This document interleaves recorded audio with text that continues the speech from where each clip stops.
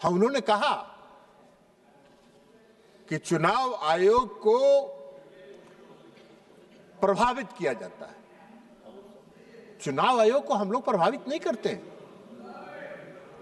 इस देश के प्रधानमंत्री आदरणीय नरेंद्र मोदी जी की सरकार कभी किसी संवैधानिक संस्थाओं के कार्यकलाप में कोई हस्तक्षेप नहीं करती है। आप करते थे। अरे वाह भाई वाह, आप कुछ बता दें। आप जिसके साथ गलमहियां लगाए हुए हैं, गिल साहब उदाहरण है इस देश में। गिल साहब मुख्य चुनाव आयुक्त थे और मुख्य चुनाव आयुक्त से हटते राज्यसभा में पहुंच गए और कांग्रेस सरकार में मंत्री बन गए। और आप कह रहे हैं प्रभावित करते हैं। कोई उदाहरण है क्या? कोई उदाहरण है कि मोदी जी की सरकार में किसी संवैधानिक संस्था में बैठे लोगों को राजनीतिक रूप से कहीं से जोड़ा गया हो? नहीं है। ये काम आप करते थे। उसके आगे भी क्या बता देंगे कि जो सर्वोच्च न्यायालय में बैठे हुए एक जज थे, उनको भी राज्यसभा में लाए थे, कांग्रेस पार्टी ने लाया था। तो इसलिए वो छोड़ दीजिए। ये काम आपका है और ये काम मुख्य तौर पर आपका नहीं है। आप तो नहीं है, आप बेकार उसमें कर रहे हैं। उनके साथ ज्यादा मत सटिए, नहीं तो बिहार में जो हालत हुआ है वही वहां भी होगा। इसलिए उधर मत सटिए, थोड़ा दूर रहिए, डिस्टेंस बना के रखिए। तो इसलिए महोदया, हम कह रहे हैं कि मनीष तिवारी जी ने चुनाव आयोग पर, हमारा काम नहीं है वो। यह संसद पर चुनाव आयोग के कार्यकलाप पर चर्चा नहीं हो सकती है, लेकिन फिर भी बोल रहे हैं। विद्वान है तो बोल रहे हैं। अब विद्वान को कौन रोकेगा भाई? विद्वान है तो जो बोलेगा वही विद्वता में माना जाएगा। अब आप एक बात बताइए कि उन्होंने एसआईआर की चर्चा की। एसआईआर का चर्चा करने का ये सदन में हमको चर्चा करने का हक नहीं है। ये हमारा सरकार का फैसला नहीं है। ये मोदी जी की सरकार का फैसला नहीं है एसआईआर कराने का।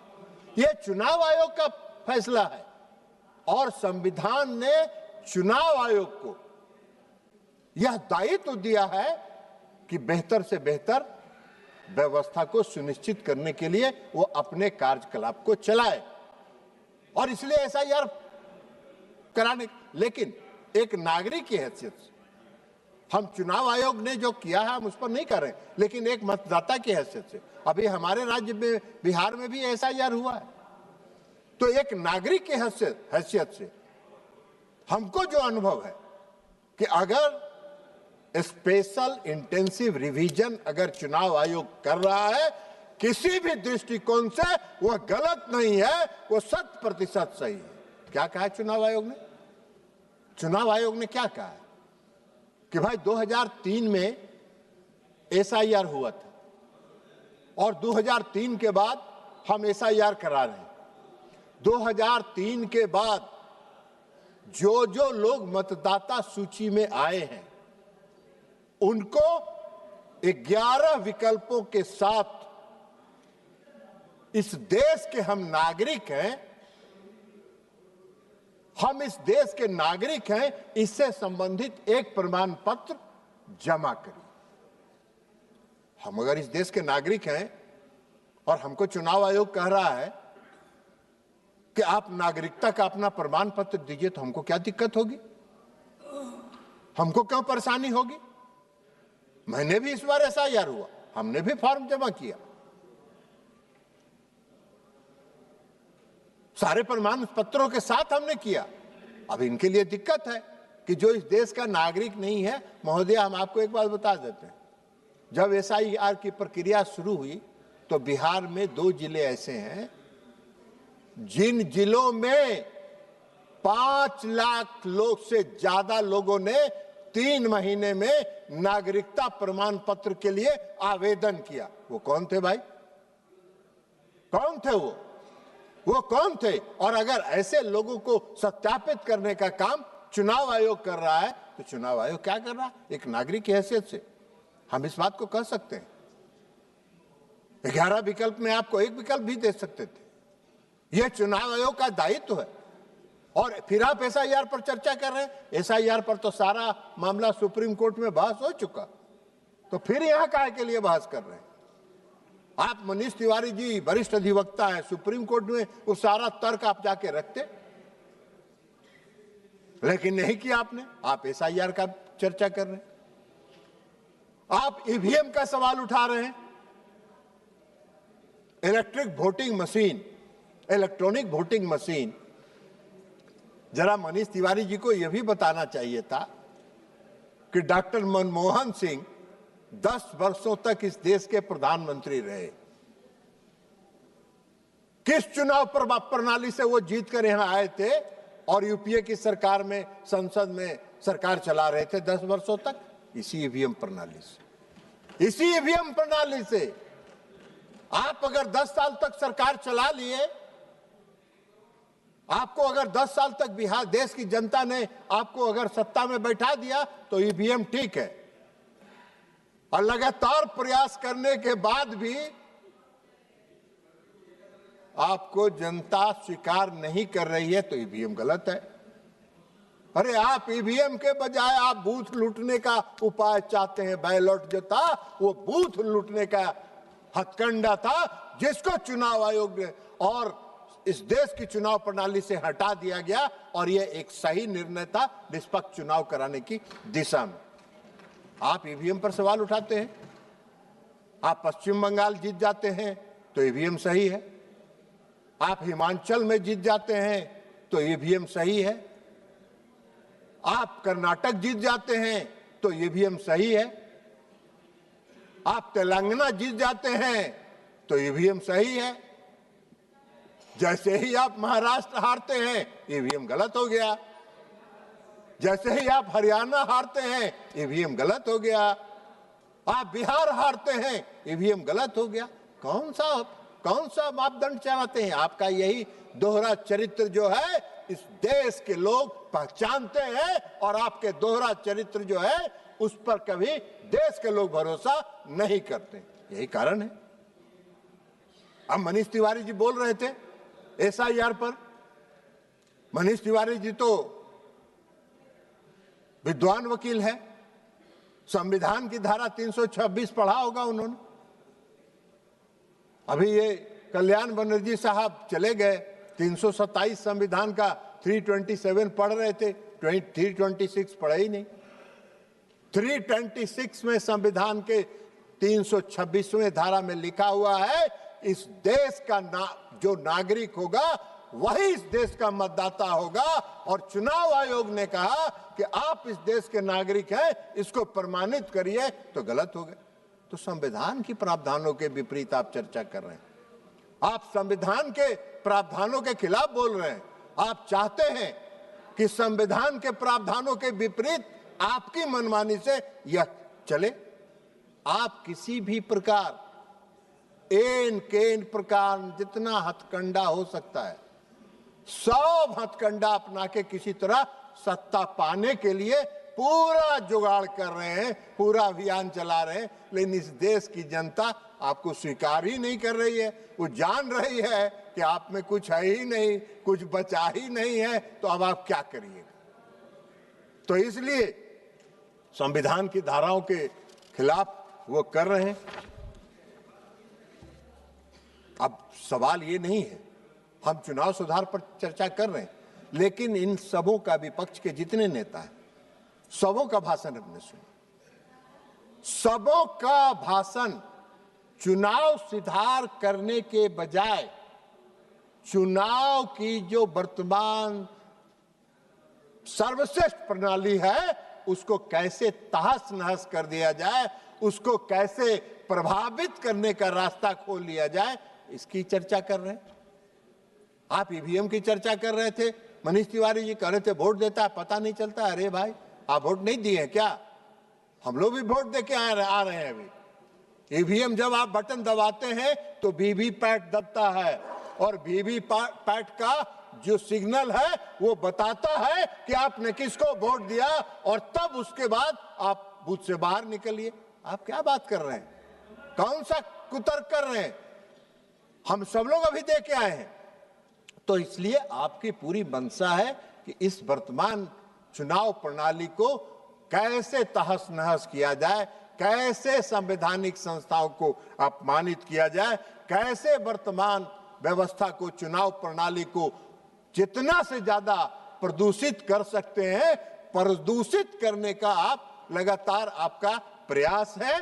और प्रदूषित करने का उद्देश्य से ही आप SIR, आप EVM, चुनाव आयोग ने तो कई बार कहा, खुला आमंत्रण दिया है कि अगर EVM में छेड़छाड़ होता है तो कोई आके हमको प्रमाणित करके बता दे। आप कभी जाते ही नहीं है, आप कभी नहीं जाते हैं। जब चुनाव आयोग कहता है कि एफिडेविट करके दीजिए, तो विरोधी दल के नेता कच्ची गली पकड़ लेते हैं, कच्ची गली से निकल लेते हैं। तो ये कच्ची गली से निकलने के बजाय पक्की गली पकड़िए, पक्की गली पकड़िएगा तभी जनता का कुछ भरोसा आप पर होगा और तब आप पर कुछ जनता का भरोसा होगा। वैसे मेरा एक सुझाव है, अभी प्रधानमंत्री जी, आदरणीय प्रधानमंत्री जी ने एक सलाह दिया है, कहा है कि भाई हम मुफ्त टिप्स देने के लिए तैयार हैं। तो आप मुफ्त प्रधानमंत्री जी से मुफ्त टिप्स लीजिए, क्योंकि आदरणीय प्रधानमंत्री जी के यह मानना है कि भाई आज तो विपक्ष कुछ है ही नहीं। जब विपक्ष मजबूत रहता है तो लोकतंत्र मजबूत रहता है। तो प्रधानमंत्री जी तो चाहते हैं तो कुछ टिप्स लीजिए, अकेले में जाइए, कोई प्रधानमंत्री जी किसी को बताएंगे नहीं, चुपके से आपको टिप्स दे देंगे और टिप्स लेके आ जाइए और उस पर काम करिए। तो ये तो काम है नहीं। अभी बिहार चुनाव हुआ है, अभी बिहार चुनाव हुआ है, बड़ा चिल्पों मचा रहे थे। अभी माननीय विरोधी दल के नेता SIR पर पदयात्रा कर रहे थे, पूरे बिहार में भारी पदयात्रा कर रहे थे। और पदयात्रा में दरभंगा में गए तो इनकी रैली में इस देश के प्रधानमंत्री नरेंद्र मोदी जी को भद्दी भद्दी गालियां दी गई, उनके स्वर्गीय माता जी को भद्दी भद्दी गालियां दी गई। आपने एक बार भी उस घटना को कंडेम नहीं किया, आपने नैतिकता के आधार पर नहीं किया, आपने उसको भी नहीं कहा कि हम इसकी घटना की भर्त्सना करते हैं। और आप चर्चा करते हैं, कौन सा मिसलीड कर रहे हैं? कोई मिसलीड नहीं कर रहे हैं, सत्य है, सब नहीं किया, दिखाइए, नहीं किया, किसी ने नहीं किया, किसी ने नहीं किया। तारिक साहब, आपका जमीन भी खसक गया इस बार चुनाव में, चिंता मत करिए, किसी ने कंडेम नहीं किया, किसी ने इसकी भर्त्सना तक नहीं की। और आप बात कर रहे हैं, कांग्रेस पार्टी का नेता है, वो कांग्रेस पार्टी का नेता है, वो टिकटार्थी था विधानसभा के चुनाव में, उसको टिकट मिल भी गया, बाद में इन लोगों ने कहा कि बड़ा गड़बड़ हो जाएगा, उसका टिकट बदल दो, तो अंतिम समय में इन लोगों ने टिकट बदल दी। ये तो इनका चरित्र है। वो भी हार गया, जिसको बदले वो भी हार गया। तो इसलिए महोदया, इनका जो कारनामा है, गोगोई जी, आपका जो कारनामा है, उस कारनामे के कारण आप 27 से 19 पर आए, 19 से अबरी 6 पर पहुंच गए हैं, 6 पर पहुंच गए हैं। अगर यही रहा तो 0 पर, लड्डू पर पहुंचिएगा, लड्डू पर पहुंचिएगा। जरा सुधार अपने आप में करिए, सकारात्मक रोल में आइए। इनके एगो सहयोगी थे, पूरा अपना शपथ ग्रहण का तिथि घोषित कर दिए कि फलना तारीख को हम शपथ ग्रहण लेने के लिए राजभवन जा रहे हैं। स्वघोषित मुख्यमंत्री अपने को बना दिए। अब उनका हश्र जानिए सभापति महोदया, 79 से 25 पर आ गए, 25 पर आ गए। तो ये हश्र है, यही हाल है। इस देश की जनता का भरोसा आप पर नहीं है, इस देश की जनता का विश्वास आप में नहीं है। आप बात करते हैं, कहीं पे निगाहें, कहीं पे निशाना, चुनाव सुधार पर चर्चा और उसके बहाने चुनाव आयोग पर और SIR पर चर्चा। जो इस देश की जनता ने SIR को, भारी SIR के विरोध में महान पदयात्रा किया विरोधी दल के नेता से, और जहां जहां पदयात्रा किए उस जिला में एको गो सीट नहीं मिला, पूरा जिला का जिला साफ हो गया। तो ये इनका है कारनामा। तो इसलिए महोदया, हम आपसे ये कहना चाहेंगे कि हम ये चाहेंगे कि जो चुनाव की हमारी जो है उसको कंस्ट्रक्टिव वे में आप ले चलें, उसको सकारात्मक दीजिए। और प्रधानमंत्री जी मजबूत लोकतंत्र चाहते हैं, प्रधानमंत्री जी चाहते हैं कि विपक्ष मजबूत रहे, और इसलिए प्रधानमंत्री जी ने विरोधी दल के नेता को ऑफर किया है। पहले को संविधान का किताब लेके घूमते थे सभापति महोदय, संविधान का किताब लेके आते थे, ऐसे ऐसे दिखाते थे। इस सदन में रोज संविधान का किताब ऐसे ऐसे दिखाते थे। आम सभा में जब जाते थे, रैली में संविधान पढ़ते थे, पूरा संविधान दिखा, देखो ये संविधान है, आपने देख लिया ये संविधान है। आजकल वो किताब लेके नहीं आ रहे हैं, कहे कि टोटल बात उस संविधान के विरुद्ध कर रहे हैं। संविधान की धारा का 326 के विरुद्ध बोल रहे हैं, आर्टिकल 326 के खिलाफ बोल रहे हैं, तो संविधान के खिलाफ ही ना बोल रहे हैं, तो संविधान का धज्जी उड़ा रहे हैं। वैसे हमको आश्चर्य नहीं है आपके संविधान की धज्जी उड़ाने में, हम लोग भुक्तभोगी रहे हैं। 1975 में जब इस देश में आपातकाल लाके आपने पूरे संविधान का धज्जी उड़ा के उसको कूड़ेदान में फेंक देने का काम किया, ये वही कांग्रेस पार्टी है। और फिर से संविधान की धज्जी कांग्रेस पार्टी उड़ा रही है, कांग्रेस पार्टी संविधान की धज्जी उड़ा रही है। तो इसलिए चुनाव सुधार के मेरे ख्याल से, हाँ, मैडम के आदरणीय पिताजी, स्वर्गीय पिताजी करुणानिधि साहब भी जेल में चले गए थे, उनको भी उठा के जेल में बंद कर दिया था। हम लोग उस समय जेल में थे, उनके प्रति काफी सम्मान रहा है, उनके प्रति काफी रेस्पेक्ट था, और इसलिए, लेकिन अब क्या करेंगे, मजबूरी है कि उनकी पार्टी भी उनके साथ लगी हुई है। हम आप लोगों से आग्रह करेंगे, इनका साथ छोड़िए, जितना दिन इनके साथ रहिएगा सबका भट्ठा बैठेगा, कुछ नहीं मिलने वाला है। अब ये हंस रहे हैं, मुख्यमंत्री का शपथ लेने वाले पार्टी के नेता माननीय अभय जी हंस रहे हैं, अब 79 से 25 पर आ गए, तब क्या करिएगा अभय जी? जनता का निर्णय स्वीकार करिए, गले लगाइए। हाँ, हम 7 से बढ़ते चले गए, घटने का काम नहीं हुए, चिंता मत करिए। और इसलिए महोदया, मैं मानता हूं कि हमारा जो चुनाव प्रणाली है, हमारी जो चुनाव प्रक्रिया है, वो विश्व में सर्वश्रेष्ठ है, इसमें किसी सुधार की आवश्यकता नहीं है। और जो विपक्ष की तरफ से ये लाया गया है, कहीं पे निगाहें, कहीं पे निशाना, चुनाव सुधार के नाम पर संवैधानिक संस्थाओं पर हमला है, जिसको स्वीकार इस देश की जनता नहीं करेगी। बहुत बहुत धन्यवाद। माननीय सदस्य श्री अनिल देसाई जी। Thank you, Chair Madam. We are speaking on election reforms. We are discussing election reforms, and I think eminent speaker like Rajiv Ranjan ji, who was speaking, I was wondering whether he is speaking on election reforms or he is just praising the Election Commission and the CEC and his election commissioners together.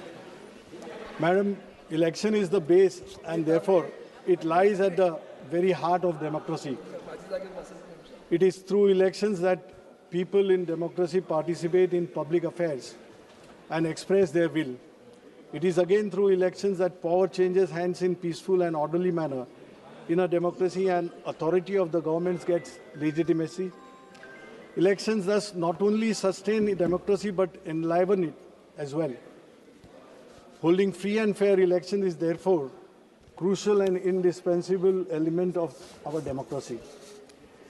The Constitution entrusts the responsibility of superintendents, direct and control of preparation of electoral rolls for the conduct of all elections to the Parliament, state legislatures, and elections to the office of President and Vice President. And this has been entrusted through Constitution under Article 324. One of the central features of the electoral system, as it has been stated by many speakers, that universal adult franchise. This is enunciated in Article 326. While the Constitution under 326 is one of the cardinal features of the electoral system, the Representation of People's Act 1950 enunciates the same through Section 23, which effectuates it. There shall be an electoral roll for every territorial constituency for election to the either House of the Parliament or to the state legislature